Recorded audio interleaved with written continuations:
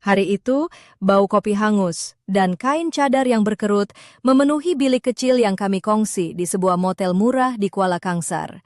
Aku duduk di lantai, dikelilingi oleh pakaian yang berselerak, seperti aku baru saja kalah dalam pertempuran dengan beg pakaian sendiri. Hari ketiga di Kuala Kangsar, kakiku sudah lenguh. Hati pula terasa ringan, seolah-olah aku telah melepaskan sesuatu yang lama terpendam. Hai, aku Nur Aini, 28 tahun. Aku memutuskan untuk travel sendirian. Keputusan spontan, tapi aku perlukan masa untuk ingat siapa aku sebenarnya. Jauh dari email kerja yang tak habis-habis, mesyuarat yang tak berkesudahan, dan sebuah hubungan yang berakhir dalam diam, bukan dengan kata-kata. Tolong ke? Suara lembut dengan lohat perak yang pekat kedengaran dari pintu bilik. Aku angkat kepala dan terlihat seorang lelaki dengan rambut kusut, baju teh lusuh dan senyuman yang seolah berkata, "Saya pun agak tersesat, tapi seronok juga." "Susah nak tutup beg nih, dah 3 hari beli barang kak pasar malam." Aku jawab, coba sembunyikan pipi yang memerah. Dia masuk tanpa dijemput, tapi dengan cara yang mesra sampai aku terima saja. Dia letak beg di dinding dan duduk di sebelahku seolah-olah kami sudah lama berkawan, berkongsi rahasia. "Aku Hafiz," katanya sambil hulur tangan. "Nuraini," aku balas, menggenggam tangannya yang hangat meskipun malam itu sejuk dan lembab. "Kau nak masukkan dunia dalam beg nih ke?" Dia seloroh. "Kalau ya, aku kena guna jentolak nih," dia ketawa. Aku pun ketawa, rasa ringan yang dah lama hilang. "Barang aku tak banyak pun, cuma baju sulam dan cenderamata sikit-sikit. Kau rasa semua boleh muat kalau kau cuba betul-betul?" Aku kata, sambil dia selak beg aku macam jurutera hadapi tugasan susah. "Dia tahu masalah nih," katanya sambil ketawa. "Masukkan baju, lepas tu lompat atas beg tu supaya tutup." Lepas tu, dia buat betul-betul, dan dengan klik yang halus, beg aku tertutup rapi. Memang berhasil. "Terima kasih." Aku senyum, dan dia pandang aku lama, lebih dari yang patut. Kami duduk di atas katil yang aku tahu katil dia, mula berbual macam masa boleh melentur, dan kami boleh duduk berbual sampai bila-bila. Hafiz seorang juru gambar, dah setengah tahun travel. Dia cari kerja sambilan, tukar gambar dengan makanan, potret dengan tempat tidur. Dia dah pergi Perak, Kelantan, Terengganu, dan sekarang di Kuala Kangsar. Aku pandang keluar tingkap. Matahari rendah, cat roof rumah dengan warna merah jambu pudar. Rasa macam cahaya tu tunjuk sesuatu yang aku tak nak terima. Kami berbual sampai senja, kongsi buku yang buat kami terkesan, musik yang menyembuhkan, dan ketakutan yang kita sorok dari dunia. Hafiz akui dia takut balik kampung tanpa sesuatu yang bermakna. Aku pula takut takkan jatuh cinta lagi. Kadang-kadang, kena bagi ruang, katanya sambil tunjuk beg yang penuh tapi tertutup rapi. Malam tu, kami keluar makan di warung kecil di lorong sempit yang cuma muat 2 orang berdampingan. Warung ni namanya Warung Pak Mat, bau bawang putih goreng, ikan keli bakar, dan cerita lama menyerap ke dinding yang catnya mengelupas, penuh gambar hitam putih orang yang mungkin takkan kembali. Pak Mat, lelaki tua berjanggut putih dengan mata yang senyum sebelum mulutnya bergerak, sambut kami macam dah lama tunggu. Tanpa tanya, dia letak sebotol arak merah dan 2 cawan plastik. Arak dalam cawan plastik? Ini revolusi atau kebijaksanaan seorang yang dah penat dengan pelancong? Aku gurau. Pak Mat ketawa, bawakan pinggan ikan keli bakar berlada, sambal telur dengan krepek ubi, dan lada panggang lembut yang cair di mulut. Waktu makan, Pak Mat duduk sekali, mula bercerita dalam bahasa Perak yang laju penuh selanga, sampai kami hampir tak faham, tapi gelak tetap pecah. Hafiz dan aku saling pandang, hilang tapi gembira. Bukan sebab lawak, tapi sebab kehangatan dan keriangan waktu itu, cara Pak Mat bercerita seolah-olah dunia berhenti untuk dengar. Gelak tawa menghangatkan badan, arak dalam cawan plastik terasa lebih berharga.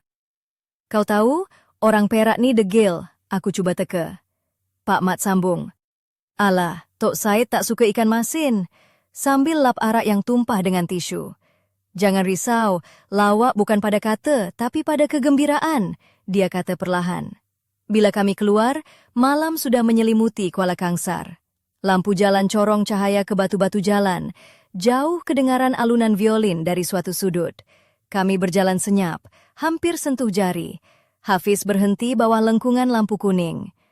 "Nuraini, boleh saya cium?" Dia tanya sederhana. Aku senyum dulu, jawab, "Boleh?" Di antara bau arak murah, ikan keli, dan angin sungai, dia cium aku seperti kami miliki dunia, tapi juga seperti satu-satunya cium yang bermakna. Tak ada drama, tak ada musik slow-mo, hanya soalan ikhlas. Matanya cari mataku, angin main dengan helai tudung aku. Rasa lembut macam hirupan pertama teh pagi sejuk, tenang tapi hangat. Kami setuju, masa sudah lewat, masa untuk pulang ke motel. Seolah-olah udara sendiri berbisik dunia luar sudah beri segalanya hari itu. Bulan tergantung tinggi atas bumbung Kuala Kangsar, seperti rahasia yang hanya milik kami. Hafiz genggam tangan aku dengan semula jadi. Langkah kami ringan di atas jalan batu yang masih hangat dari panas siang. Aku tanya perlahan, "Kau percaya kita baru kenal pagi tadi?" "Waktu ini memang pembohong," dia balas, tekan jari aku lembut. "Kadang, 1 menit boleh lama daripada yang disangka." Aku pandang bawah, pipi panas lagi.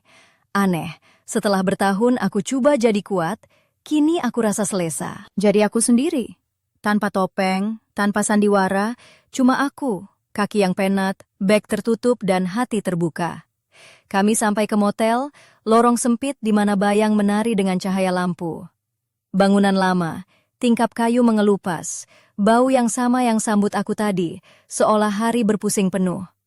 Di koridor tingkat 2 kami berhenti, diam sebentar. Hanya ketawa jauh dari pasangan lain dan dengungan peti sejuk kecil. Aku mula tanpa kata. "Nuraini," dia bisik hampir malu. "Boleh saya duduk sini sebentar, borat dengan kau?" Aku lihat mata dia, serius tapi tak memaksa. Ada tawaran, bukan tuntutan. Saat itu aku tahu, aku juga tak mahu cepat habiskan malam itu. "Janji tak lompat atas beg aku lagi," aku gurau. "Janji," dia jawab dengan senyum setengah yang mulai buat aku ketagih. Bilik itu sama seperti aku tinggalkan. Katil sempit, langsir nipis, cadar sulam aku beli di pasar malam, terlipat rapi atas katil. Tingkap sedikit terbuka, angin bawa bunyi lembut sungai dan kelembapan malam. Kami duduk di tepi katil. Tiada tergesa, hanya ketenangan orang yang tahu diam pun boleh jadi suara. "Akan kau rindukan ini?" Aku tanya setelah seketika. "Apa? Kebebasan bangun pagi tanpa tahu tidur mana? Jumpa orang macam kau secara kebetulan?" Dia termenung, pandang tangan. "Aku akan rindu kebetulan, tapi aku rasa apa kita ada hari ini bukan kebetulan. Ia pilihan, pilihan kau dan aku." Jantung aku berdegup laju. "Esok aku ke Ipoh," katanya. "Aku ke Pineng." "Jadi hari ini hanya hari ini?" Aku angkat bahu, tapi tak sedih. Hari ini memang hari ini, kadang itu sudah cukup. Dia senyum, usap pipi aku dengan ibu jari. Tiada tergesa, cuma kelembutan, hormat dan keintiman aneh yang tercipta bila dua orang jumpa waktu tepat walaupun sekejap.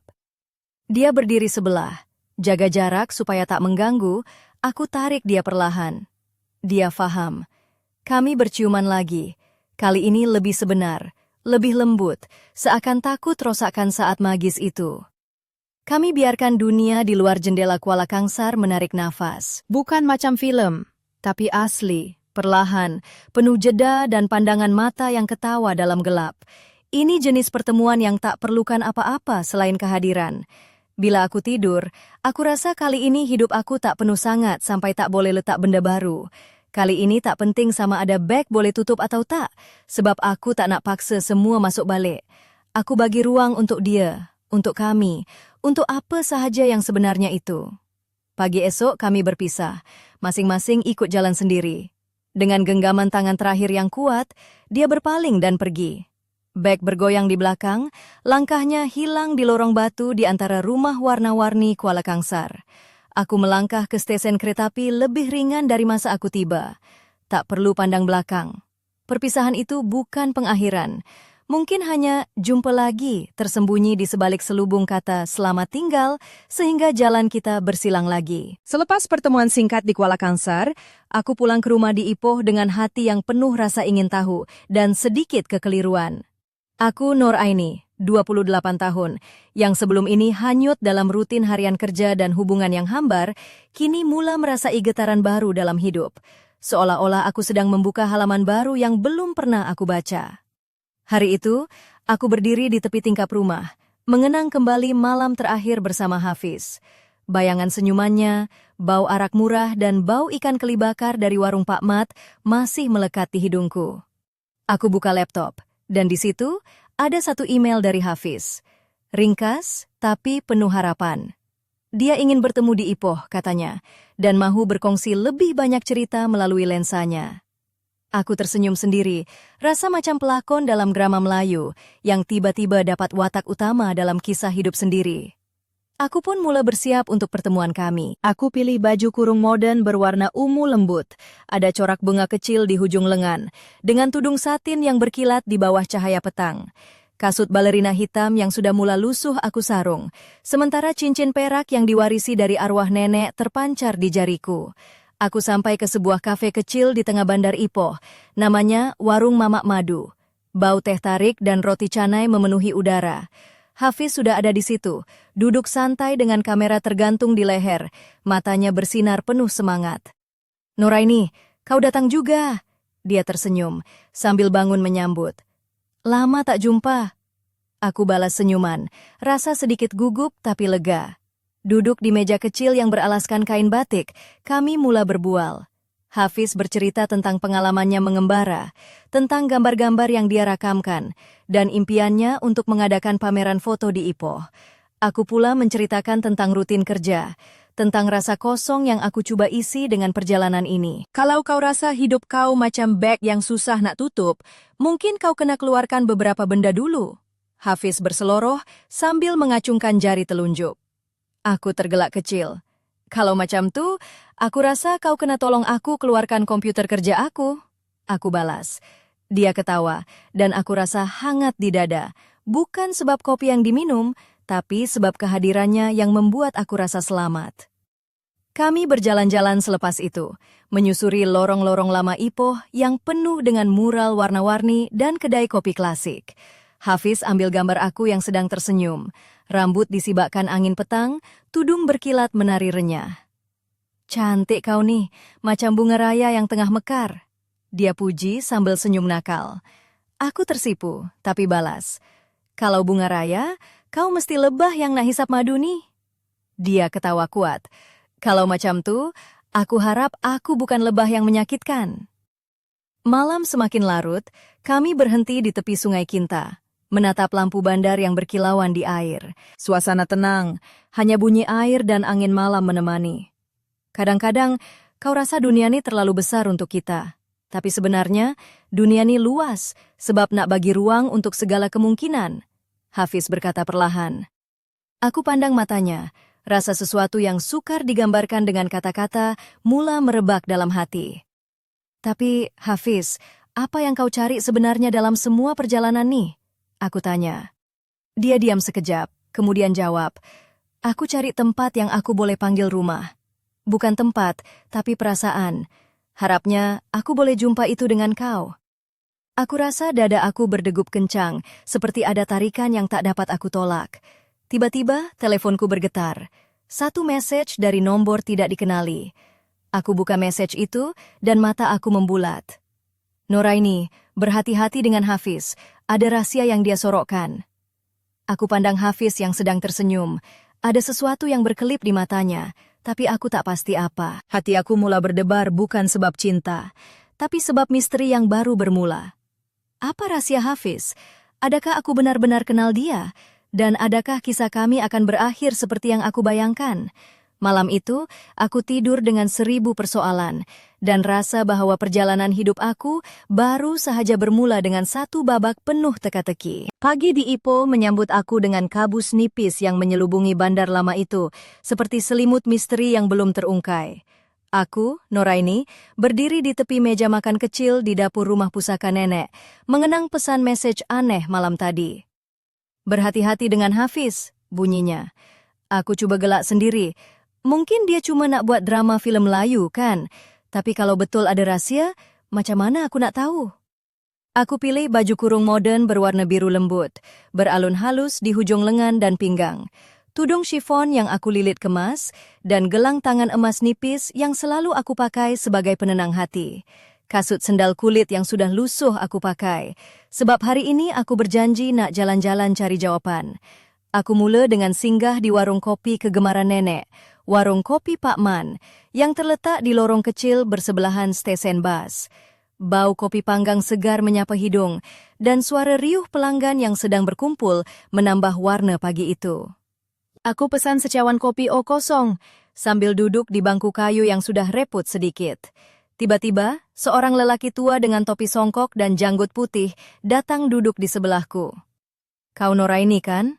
Aku dengar cerita kau dengan Hafiz. Hati-hati anak, orang macam dia kadang-kadang simpan kisah gelap. Suaranya parau, tapi penuh peringatan. Aku pandang dia, cuba faham maksudnya. Apa maksud Pak Cik? Rahasia apa yang Hafiz sorokkan? Aku tanya perlahan. Dia senyum tipis.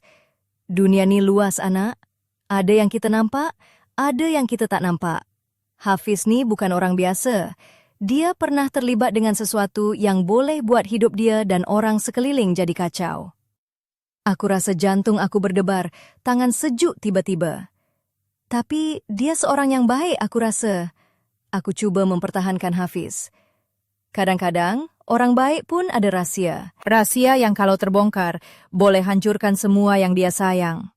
Pakcik itu jawab sambil bangun dan berlalu pergi, meninggalkan aku dengan rasa yang bercampur baur.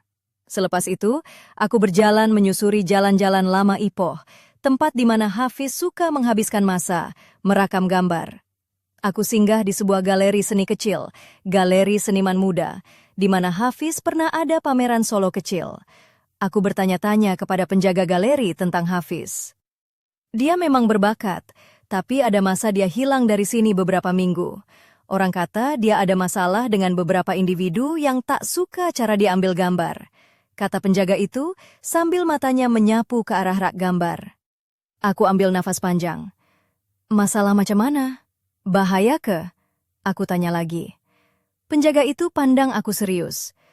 Ada yang kata Hafiz terlibat dengan kumpulan yang tak boleh kita sebut nama. Mereka kata Hafiz boleh jadi sasaran kalau dia tak jaga diri.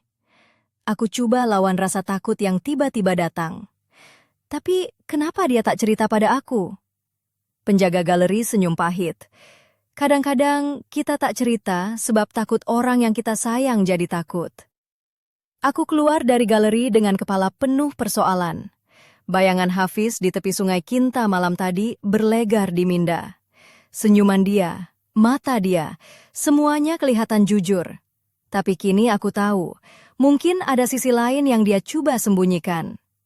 Aku coba telepon Hafiz, tapi panggilanku tak berjawab. Mesejku hanya dibiarkan tanpa balasan.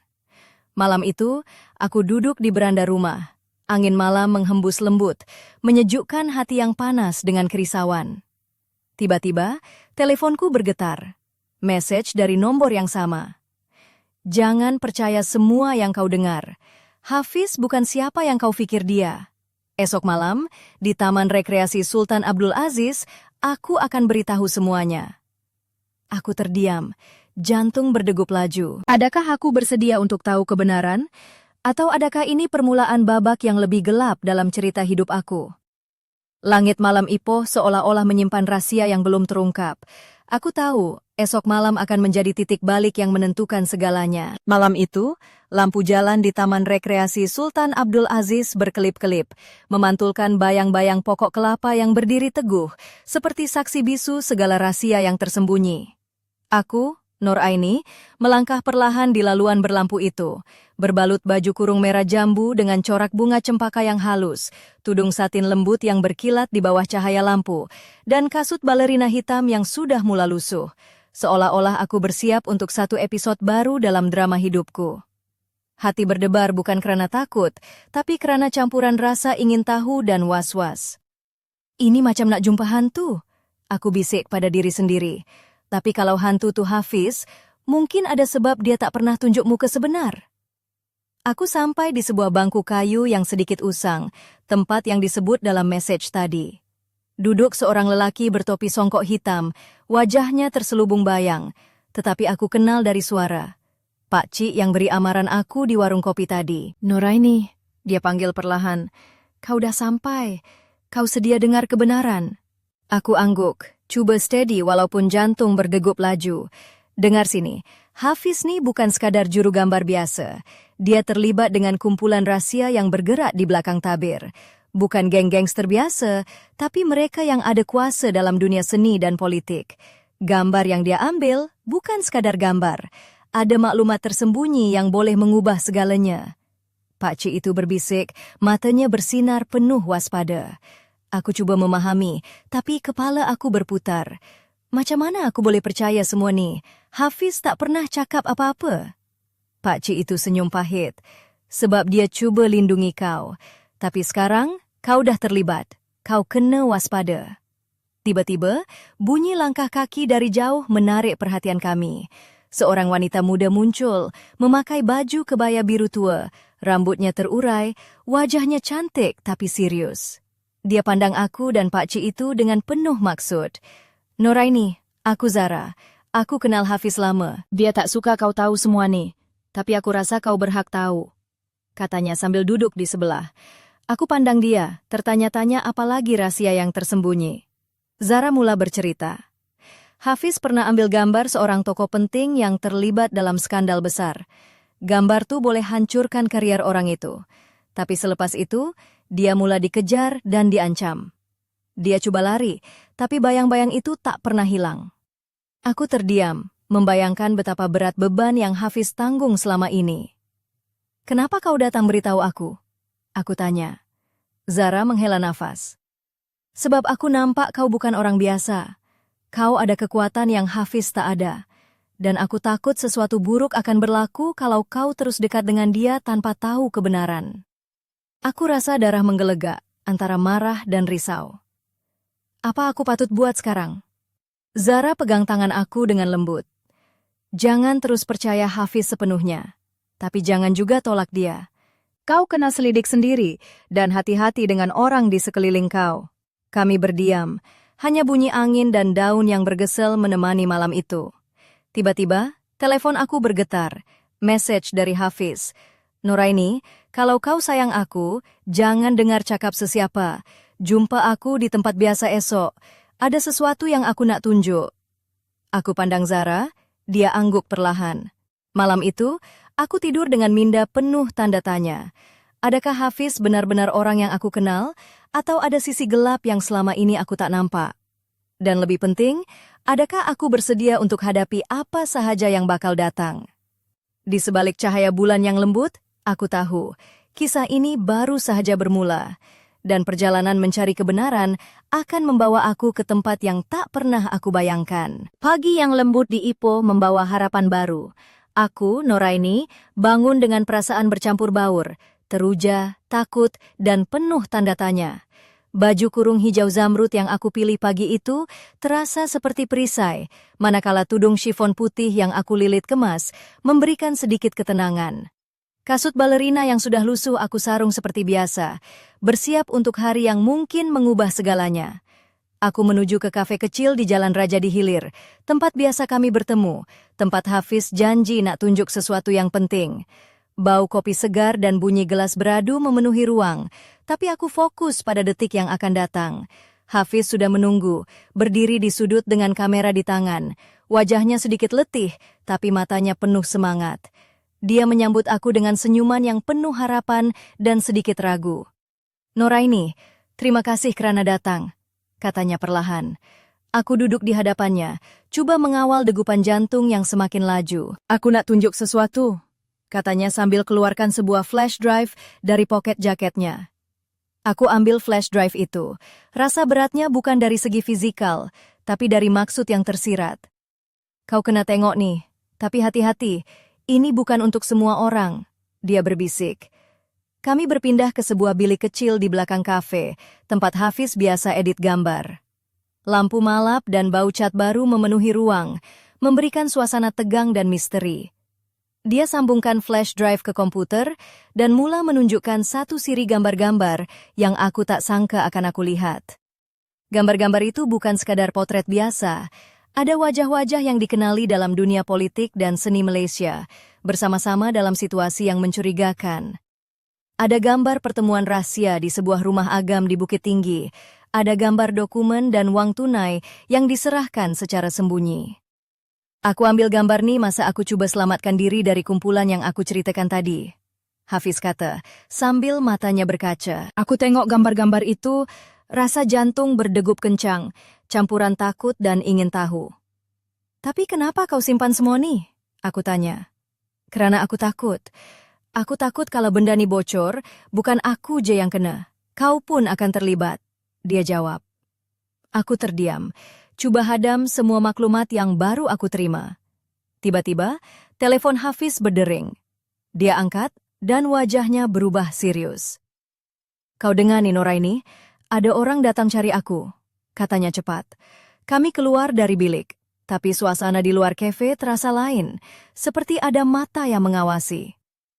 Tolong jaga diri Noraini, Hafiz berkata, sebelum berlalu pergi dengan langkah tergesa-gesa. Aku berdiri di situ, berasa terpinga-pinga dan takut, tapi juga lebih kuat daripada sebelumnya. Aku tahu, aku tak boleh lari dari kisah ini. Aku dah terlibat, dan aku harus hadapi apa sahaja yang datang. Malam itu, aku duduk di balkoni rumah nenek, angin malam meniup perlahan, membawa harapan dan ketakutan yang bercampur bawar. Aku pegang flash drive itu erat-erat, berjanji pada diri sendiri untuk terus mencari kebenaran. Namun, dalam kegelapan, satu message masuk ke telepon aku. Hati-hati Noraini, mereka sedang memerhati, jangan percaya sesiapa. Aku pandang sekeliling, rasa seperti ada bayang-bayang yang mengikuti setiap langkahku. Cerita ini belum selesai. Malah, ia baru sahaja sampai ke tengah-tengahnya, di mana rahasia semakin dalam dan bahaya semakin hampir. Adakah aku akan temui kebenaran, atau akan terkubur dalam labirin misteri yang tak berujung? Jawabannya menanti di episode seterusnya. Pagi di Ipoh berhembus sejuk, menyapu dedaun kering yang berguguran di tepi jalan. Aku, Noraini, berdiri di depan cermin bilik, membelek diri sendiri. Baju kurung rona kelabu dengan sulaman halus di hujung lengan aku sarungkan, tudung satin warna gelap yang melengkapkan penampilan. Kasut balerina hitam aku pakai, walaupun sudah lusuh, tapi tetap menjadi pilihan kesayangan. Hari ini aku perlu berani untuk selami lebih dalam rahasia yang Hafiz simpan dan yang kini semakin membelit hidup aku. Flash drive yang aku pegang erat semalam terasa seperti bom masa, bila sahaja boleh meletup dan mengubah segalanya. Aku keluar dari rumah nenek, melangkah ke arah kedai buku lama di Jalan Sultan Azlan Shah, tempat Hafiz selalan melepak mencari inspirasi.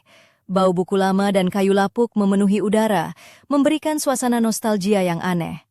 Di dalam kedai, aku bertemu dengan seorang lelaki muda bernama Amir, pemilik kedai. Dia mengenali Hafiz dan pernah bekerja dengan dia dalam beberapa proyek fotografi. Noraini, kau kena berhati-hati dengan Hafiz. Dia bukan sahaja juru gambar, tapi juga pemburu kebenaran yang kadang-kadang terlalu berani. Amir berkata sambil matanya tajam memerhati. Aku tanya, apa maksud kau? Dia senyum pahit.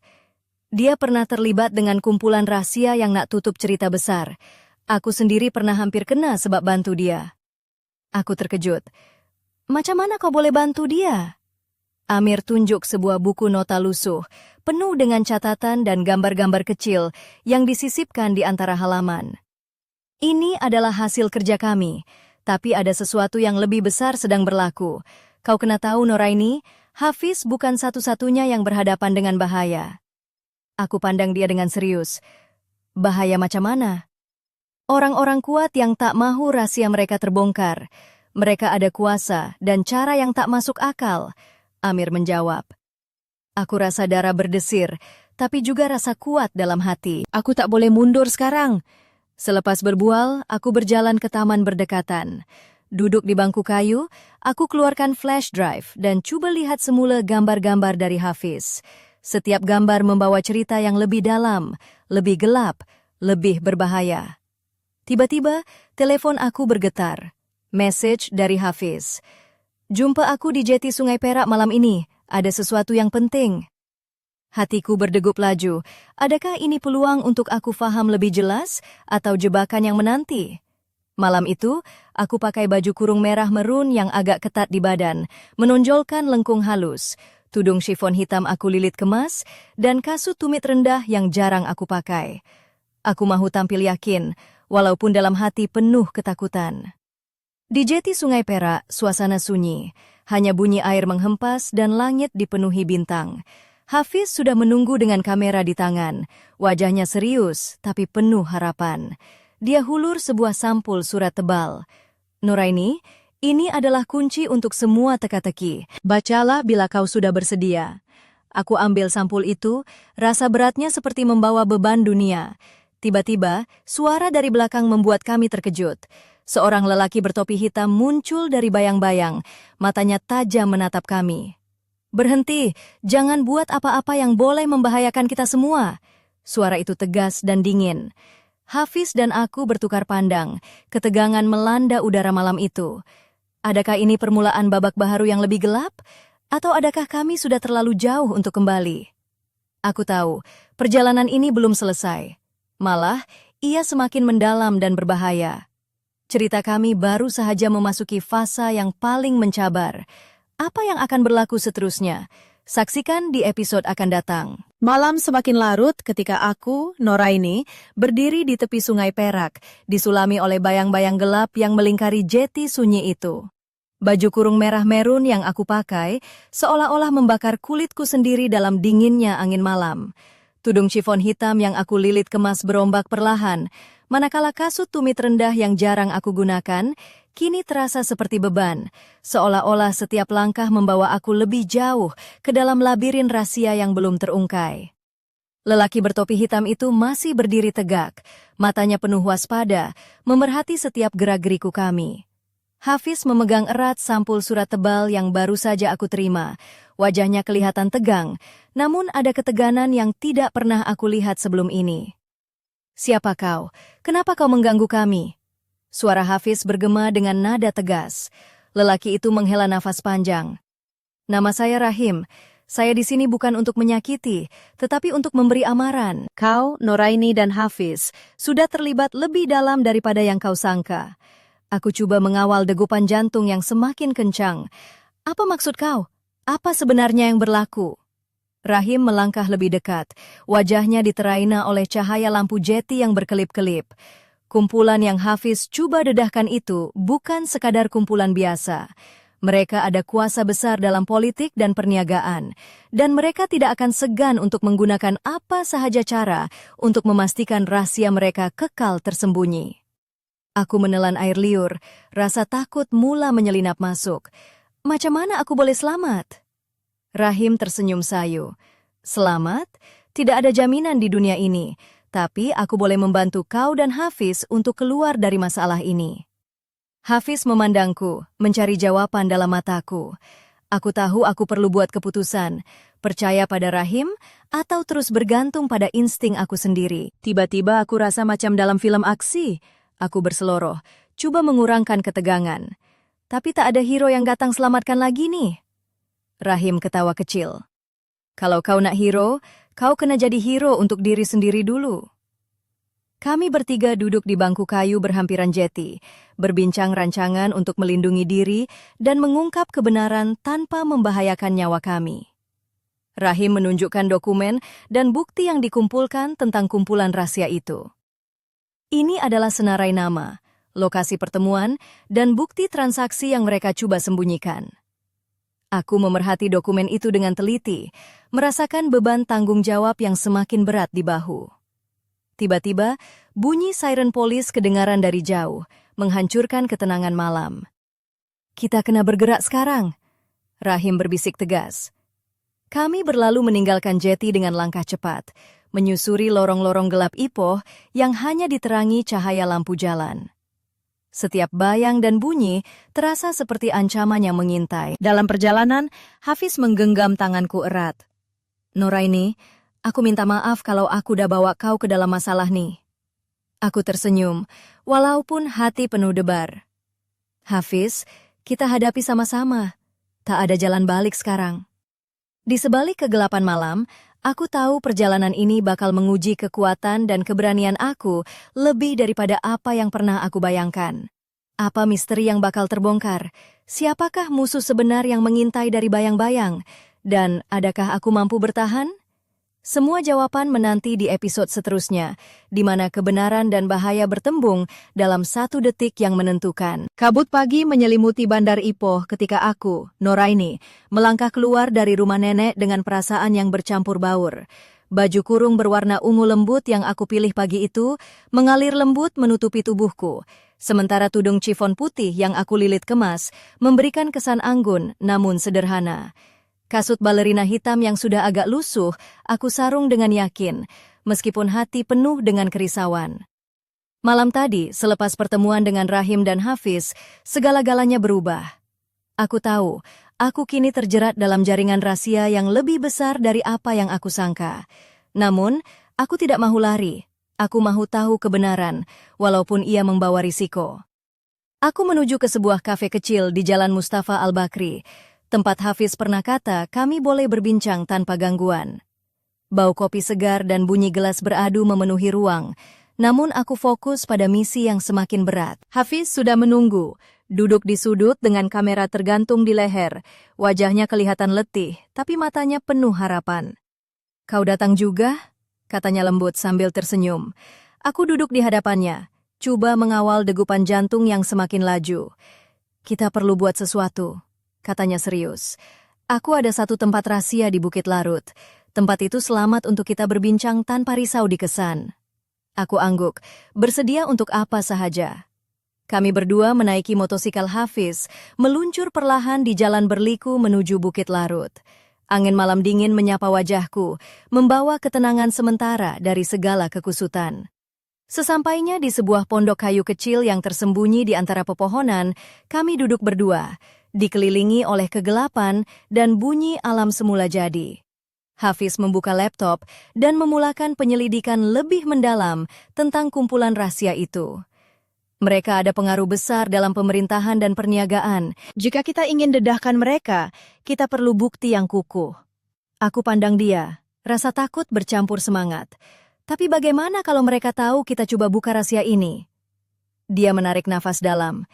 Itulah risiko yang perlu kita ambil. Tiba-tiba, teleponku bergetar.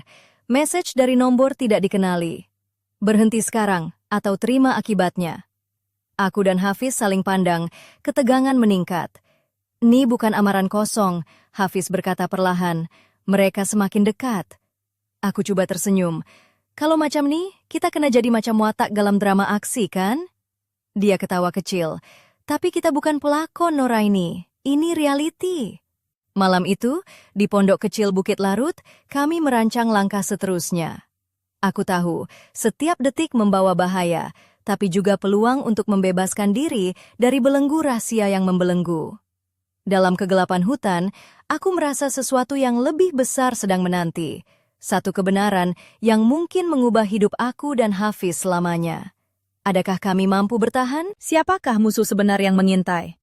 Semua akan terjawab di episode seterusnya, di mana keberanian dan kepercayaan diuji hingga ke batas terakhir. Malam di Bukit Larut terasa lebih dingin dari biasanya. Kabut tebal menyelimuti pondok kayu kecil tempat kami berteduh. Aku, Noraini, duduk di atas kerusi kayu usang. Baju kurung berwarna merah jambu lembut yang aku pakai kini terasa agak berat di tubuhku. Manakala tudung chiffon warna krim yang aku lilit kemas turut terkena embun dingin. Kasut balerina hitamku yang sudah lusuh diganti dengan kasut sukan yang lebih praktikal. Aku tahu, malam ini bukan waktu untuk bergaya. Hafiz masih sibuk di depan laptop, matanya fokus pada skrin yang memaparkan dokumen-dokumen rahasia dan gambar-gambar yang semakin membuka tabir gelap kumpulan misteri itu. Aku boleh lihat ketegangan di wajahnya, namun ada juga semangat yang membara. "Tinggal satu lagi bukti yang kita perlukan," katanya perlahan. "Satu dokumen penting yang boleh mengaitkan mereka dengan kegiatan haram yang selama ini disorok." Aku duduk di sebelahnya, memegang tangan Hafiz sebagai tanda sokongan. Kita dah jauh sampai sini, Hafiz. Jangan biarkan apa-apa halangan menghentikan kita. Tiba-tiba, bunyi langkah kaki menghampiri pondok kami. Aku dan Hafiz saling berpandangan, adrenalin kami meningkat. Dari kegelapan, muncul seorang wanita muda berpakaian hitam. Wajahnya setengah tertutup tudung, namun aku kenal siapa dia. Zara. Aku bawa berita penting, katanya dengan suara rendah tapi tegas. Dokumen yang kau cari ada di pejabat lama di Jalan Sultan Idris Shah. Tapi berhati-hati, kawasan itu dijaga ketat. Aku menarik nafas panjang. Kita kena pergi ambil dokumen itu, kan? Hafiz angguk. Ini peluang terakhir kita. Kami bertiga bergegas meninggalkan pondok, menyusuri jalan berliku di Bukit Larut dengan hati-hati. Setiap langkah membawa kami lebih dekat ke bahaya, tetapi juga ke kebenaran yang kami cari. Sesampainya di pejabat lama itu, suasana sunyi dan suram. Lampu malap dan bau habuk memenuhi ruang yang sudah lama ditinggalkan. Kami mula mencari dokumen penting itu, hati berdebar-debar. Tiba-tiba, pintu pejabat terbuka perlahan, dan dua lelaki bertubuh sasa muncul dengan senjata di tangan. Aku rasa semua darah dalam badan aku mengalir ke kepala, dada berdegup laju. Siapa kalian? Apa yang kalian buat di sini? Suara kasar mereka bergema. Hafiz coba tenang. Kami cuma nak cari bukti kebenaran. Salah seorang lelaki itu ketawa sinis. Kebenaran? Kalian tak tahu apa yang kalian hadapi. Aku pegang tangan Hafiz erat, berdoa agar semuanya selamat. Pertarungan mental dan fisikal bermula, dan aku tahu hidup kami bergantung pada keberanian dan kepercayaan yang kami miliki. Malam itu, di tengah gelap dan bahaya, kami belajar bahwa kebenaran bukan sahaja memerlukan bukti, tetapi juga keberanian untuk menghadapi apa sahaja yang datang. Apa yang akan terjadi seterusnya? Adakah kami berjaya mendapatkan dokumen itu? Dan apakah harga yang perlu kami bayar untuk keadilan? Jawaban semua itu akan terungkap di episode terakhir, di mana segalanya akan berakhir dengan penuh drama dan kejutan. Dewan pejabat lama di Jalan Sultan Idris Shah itu berbau habuk dan ketegangan. Aku, Noraini, berdiri dengan jantung berdegup kencang. Baju kurung rona keemasan yang aku pilih dengan penuh hati-hati kini terasa berat di badan. Manakala tudung sutra hitam yang aku lilit kemas berayun lembut mengikut gerak langkahku. Kasut tumit rendah yang aku sarung memberikan keseimbangan dalam keheningan penuh waspada. Hafiz berdiri di sebelahku, matanya menyala penuh tekad. Zara pula berjaga di pintu, memerhati dengan waspada. Dua lelaki bertubuh sasa itu masih menghalang jalan kami. Senjata di tangan mereka berkilat dingin di bawah cahaya malap. Ini bukan tempat untuk kau dan Hafiz. Suara mereka dingin seperti ais. Keluar sekarang atau hadapi akibat. Aku sadar ini bukan masa untuk takut. Dalam hati aku berbisik, ini masa untuk jadi kuat, Noraini.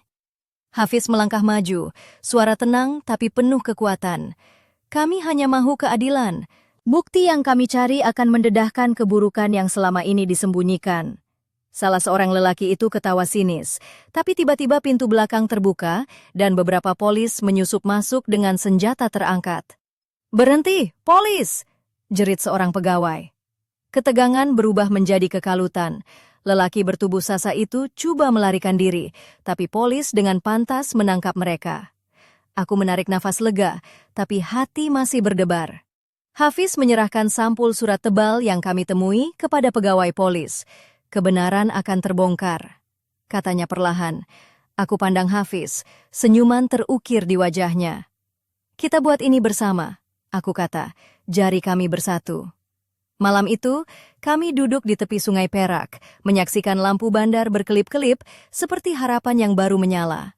Aku rasa tenang, walaupun perjalanan kami belum selesai sepenuhnya. Karena dalam hidup, ada kisah yang bermula dengan rahasia, diuji oleh bahaya, dan berakhir dengan keberanian. Dan aku, Noraini, bersedia untuk menulis bab baru dalam hidupku, penuh harapan, cinta, dan kebenaran. Tapi di balik ketenangan itu, satu message baru muncul di teleponku. Ini baru permulaan. Mereka masih mengintai. Bersiaplah untuk apa yang akan datang. Dan aku tahu, kisah ini belum berakhir. Adakah aku dan Hafiz mampu bertahan menghadapi badai yang lebih hebat? Atau adakah rahasia yang lebih gelap menanti untuk dibongkar? Semuanya akan terjawab di masa depan. Tunggu episode seterusnya.